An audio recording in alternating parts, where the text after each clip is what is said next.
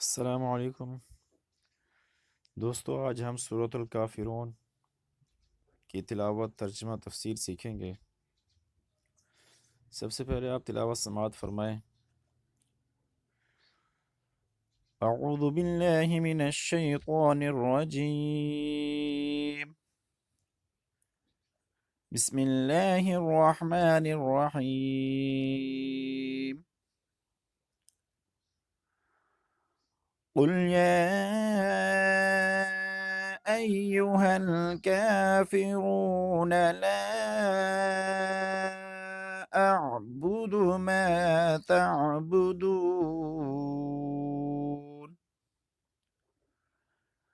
ولا أنتم عابدون ما أعبد ولا أنا عابد ما عبدتم ولا أنتم عابدون ما أعبد لكم دينكم ولي دين۔ صدق اللہ العظیم۔ لفظی ترجمہ سماعت فرمائیں۔ قل، کیا میں نہ کہہ دیجئے، یا ایہا، اے الکافرون، کافرو، لا، نہیں، اعبدو، میں عبادت کرتا، ما تعبدون، ما جس کی، تعبدون تم عبادت کرتے ہو، ولا، اور نہ، انتم تم، عابدون عبادت کرنے والے، ما جس کی، اعبدو میں عبادت کرتا ہوں، ولا، اور نہ، انا عابدم میں ہوں عبادت کرنے والا، ما عبدتم جس کی تم عبادت کرتے ہو، ولا انتم اور نہ تم، عابدون عبادت کرنے والے، ما اعبد جس کی میں عبادت کرتا ہوں،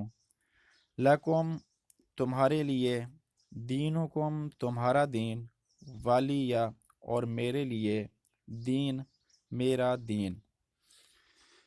اس کے بعد محاورہ ترجمہ سماعت فرمائیں۔ شروع اللہ کے نام سے جو سب پر مہربان ہے، بہت مہربان ہے۔ تم کہہ دو کہ اے حق کا انکار کرنے والو، میں ان چیزوں کی عبادت نہیں کرتا جن کی تم عبادت کرتے ہو، اور تم اس کی عبادت نہیں کرتے جس کی میں عبادت کرتا ہوں، اور نہ میں اس کی عبادت کرنے والا ہوں جس کی عبادت تم کرتے ہو، اور نہ تم اس کی عبادت کرنے والے ہو جس کی میں عبادت کرتا ہوں۔ تمہارے لیے تمہارا دین ہے اور میرے لیے میرا دین ہے۔ تفسیر اس کی سماعت فرمائیں۔ یہ صورت اس وقت نازل ہوئی تھی جب مکہ مکرمہ کے کچھ سرداروں نے، جن میں ولید بن مغیرہ، عاص بن وائل وغیرہ شامل تھے، حضور اقدس صلی اللہ علیہ وسلم سے صلح کی یہ تجویز پیش کی کہ 1 سال آپ ہمارے معبودوں کی عبادت کر لیا کریں، تو دوسرے سال ہم آپ کے معبود کی عبادت کر لیں گے۔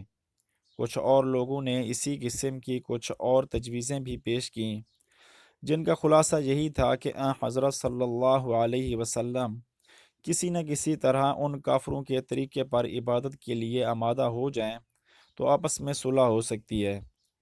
اس صورت نے 2 ٹوک الفاظ میں واضح فرما دیا کہ کفر اور ایمان کے درمیان اس قسم کی کوئی مصالحت قابل قبول نہیں جس سے حق اور باطل کا امتیاز ختم ہو جائے اور دین برحق میں کفر یا شرک کی ملاوٹ کر دی جائے۔